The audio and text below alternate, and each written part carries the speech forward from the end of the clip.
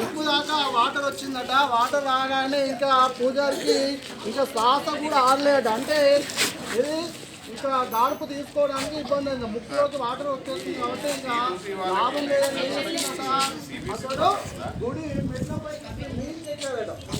గుడి నీళ్ళకి ఎక్కడ అక్కడ ఏముంటుంది, గోపురం ఉంటుంది. ఓకేనా, మీద గోపురం ఉంటుంది కదా, ఆ గోపురం పట్టుకొని కూర్చున్నాడట. ఓకేనా, గోపురం పట్టుకొని కూర్చున్నప్పుడు కూడా ఏం చేసిందట, మళ్ళీ అక్కడనే మళ్ళీ పోతున్నారట. పోతూ ఉండగా మళ్ళీ అప్పుడు ఏమన్నారట, పోగా మళ్ళీ పూజారి గారు మీరు ఒక్కరే పోయారు, ఊళ్ళో మేము పోతున్నాము, మీరు రండి అని ఏం చేస్తారట. మళ్ళీ అడిగారట పూజారి కాపాడుతాడని. ఇంకా గోపురం పట్టుకుని అక్కడే కూర్చున్నాడట మీద. ఓకేనా, చివరకు ఇంకా వర్షం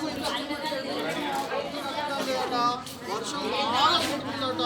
ఇంకా ఏమీ లాభం లేదని చివరికి ఏం చేసిందట పూజారి, ఇక దేవుణ్ణి ప్రాధేయపడ్డాడట, బతిమలాడాడట.